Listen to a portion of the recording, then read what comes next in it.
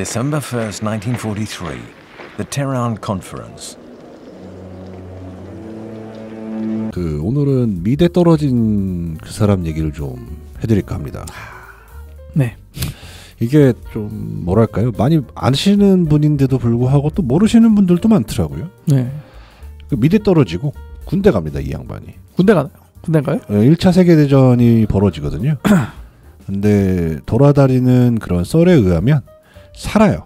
죽을 뻔했는데 영국인 적군인데 살려서 보내줍니다. 많은 사람들이 그 순간을 얘기하죠. 그때 그 영국군 군인이 이 히틀러를 쏴 죽였다면 역사는 어떻게 변했을까? 네. 라는 생각을 하게 됩니다. 히틀러가 이제 1차 세계대전이 끝나고 병원에서 퇴원을 했잖아요. 그래도 이제 군인이다 보니까 정치 쪽에서 이제 임무를 받게 됩니다. 독일에 퍼져 있는 정당들을 감시하는 일을 하게 돼요. 그 중에 하나가 찾아간 게 뭐냐면 노동자 정당입니다. 노동당이라고 하면 되겠네요. 노동당에 찾아가는데 노동당이 그렇게 크지가 않았어요. 그냥 조그만 술집에 앉아서 자기들끼리 이제 떠들고 뭐 앞에 연단이 있는데 연단에서 뭐 자기들끼리 세상 한탄하고 그러던 정당이었는데 되게 군소 정당 중에 하나였는데 어느 날은 이제 히틀러가 나가서 이제 연설을 하게 됩니다. 그 앞에서 그 술 취한 노동당원들 앞에서.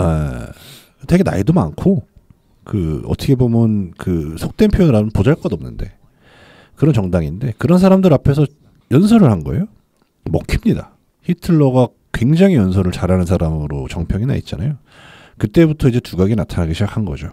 거기에 정당을 사실은 염탐하러 갔다가 자기가 그 정당의 우두머리가 돼버립니다. 제대해버리고요. 그 노동당을 이제 접수합니다. 그렇게 노동당이 우리가 흔히 아는 나치 정당이 되는 거죠. 나치당이네. 네, 이름을 바꿉니다. 나치로. 근데 아시겠지만 1차 대전에서 패배한 독일이 그 프랑스랑 영국이 이제 승리를 했잖아요. 미국이 셋이. 네. 근데 아시겠지만 그 베르사유 조약이었나요? 맞습니다. 맞습니다. 어마어마하게 전쟁 배당금을 물죠. 그렇죠. 보상금을 내놔라. 네. 니들이 전쟁 일으켰고 우리가 이만큼 피해를 봤다. 근데 그때 그 옆에서 그 조약 체결을 하는 유명한 경제학자가 있었죠.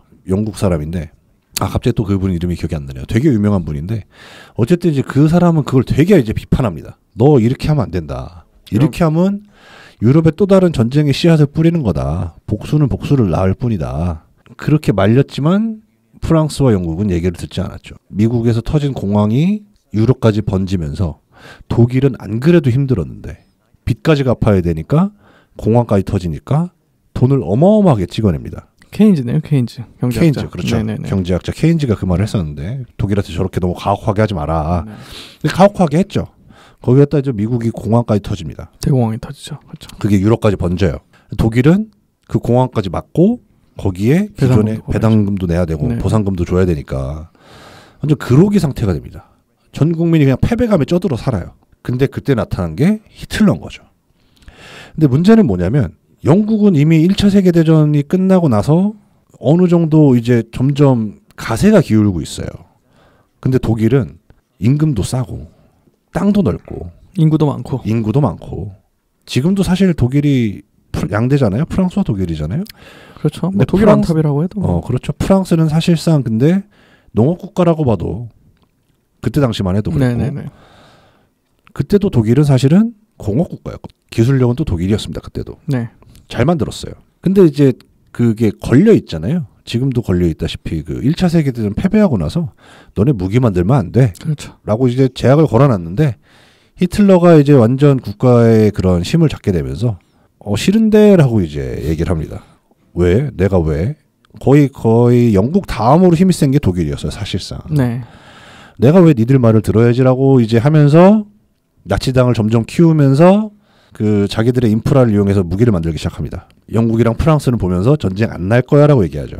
사람들은 날 것 같은데라고 얘기를 하죠. 지금이랑 꽤 비슷했습니다. 그때도. 영국은 믿고 싶지 않죠. 총리가 독일로 날아갑니다. 총리가 독일로 날아가서 히틀러를 직접 대면합니다. 전쟁할 거야 그랬더니 히틀러가 아니 안 할 건데라고 얘기합니다. 그 총리가 내 말이 맞잖아. 안 한대잖아.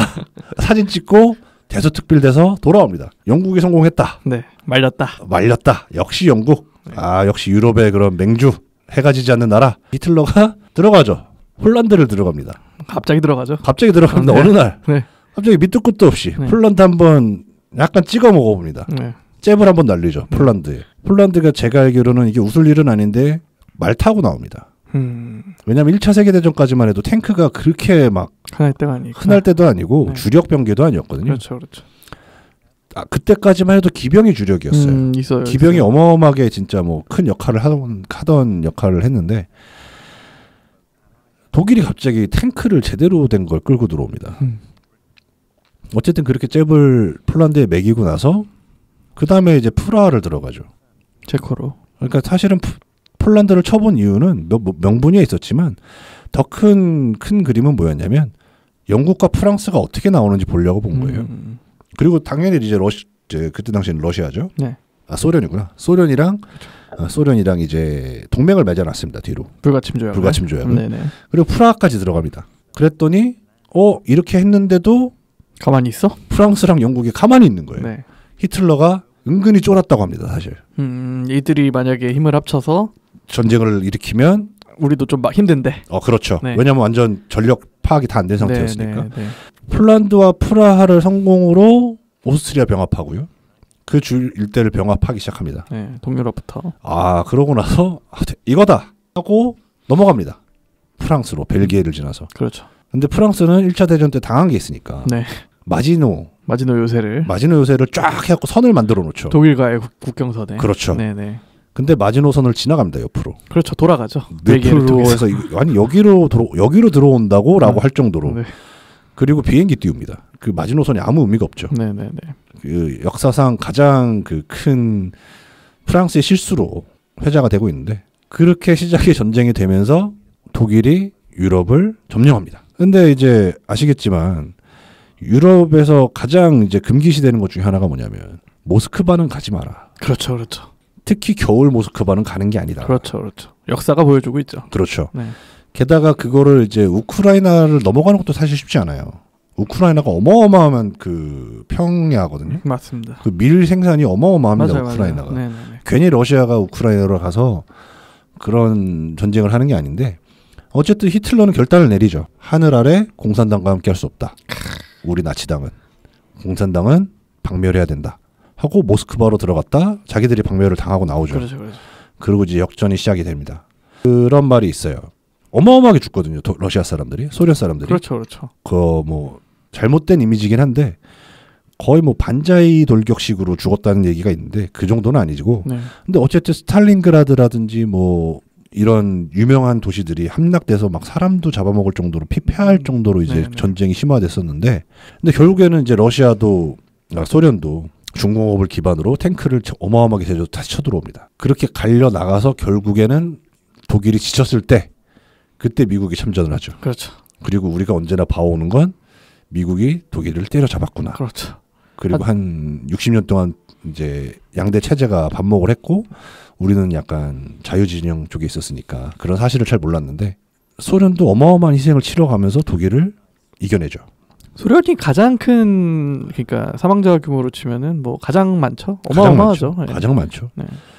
그렇게 해서 아시겠지만 또 이제 히틀러가 학살을 저지르죠. 아우슈비츠에서. 아우슈비츠 엄청 많아요. 엄청 많은데 그게 맞습니다. 아우슈비츠가 어쩌다 보면 제일 큰 수용소였다고 해요. 저 유럽에 갔을 때 한번 가봤어요. 그 제일 큰 그 이름인데 갑자기 생각이 안 나네요. 다하우? 뭐 있죠. 다하우 가본 것 같아요. 저. 그게 사실은 수용소가 아니라 그런 학살을 하기 위한 그 건물만 지어놓은 데가 더 많았대요. 그럼 전쟁이 끝나면서 그런 건물만 있던 것들은 싹 다 밀어버리니까 흔적이 안 남았는데 방금 말한 대로 아우슈피라든지 뭐 다른 몇 개 큰 곳들은 이제 없애지 못해서 남겨뒀다고 해서 남은 건데 600만 명이 사망합니다. 유대인들이. 어마어마한 숫자죠. 그렇죠. 그리고 그걸 계기로 이스라엘이 생기게 됩니다. 그렇죠. 근데 여기서 또 영국이 뻘짓을 한 번 더 하죠. 그렇죠. 그 히틀러한테 이겨보겠다고 중동 가서 이중 계약서를 씁니다. 유대인과 중동 국가 사이에서. 미대를 못 가서 그래요, 이 양반. 미대만 갔어도 아니면 그 영국인이 쏘기만 했어도 역사에 만약이란 건 없지만 없죠. 그러니까 아버지가 좀 덜 괴롭혔어도 아버지가 술 먹고 그렇게 괴롭혔대요, 이 사람을. 그 미대만 갔어도 아니면 아버지가 좀 덜 괴롭혔어도 네. 아니면 뭐 그냥 전쟁 중에 명예롭게 사망만 하셨었어도 유럽의 역사가 많이 바뀌지 않았을까라는 생각을 하게 합니다. 그때도 그랬어요. 근데 이게 좀 지금 현 상황하고 뭐가 좀 비슷하냐면 2위와 1위가 바뀔 때는 언제나 전쟁이 났어요. 국가 패권에 있어서. 네. 스페인이 이제 망할 때 영국이 망하게 했고요. 네덜란드가 망할 때 영국이 망하게 했습니다. 포르투갈이 뭐 망하기 전에 뭐 그건 아니지만 영국이 세계에 그 해가 지지 않는 식민지를 만들 수 있었던 건 스페인이라는 패권 국가를 유럽에서 치고 네. 그리고 이미 해외로 진출해 있는 네덜란드를 전쟁으로 치고 이렇게 당시 패권을 쥐고 있던 사람들을 나라들을 국가들을 하나하나 치고 올라간 거거든요.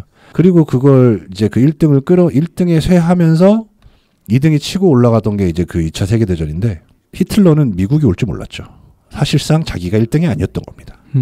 그렇게 되면서 세계 1등이 미국과 러시아로 바뀌죠. 소련으로. 네. 그리고 그 시대를 살다가 소련이 망하고 미국이 독주체제로 가는데 뭐 중국이 쫓아온다 라고 얘기를 하지만 제 생각엔 두 나라가 전쟁을 하지 않는 이상 이 상태가 그래도 좀 더 오래 가지 않을까 그런 생각을 해봅니다. 오늘 여기까지고요. 우리가 사는 세상이었습니다, 여러분.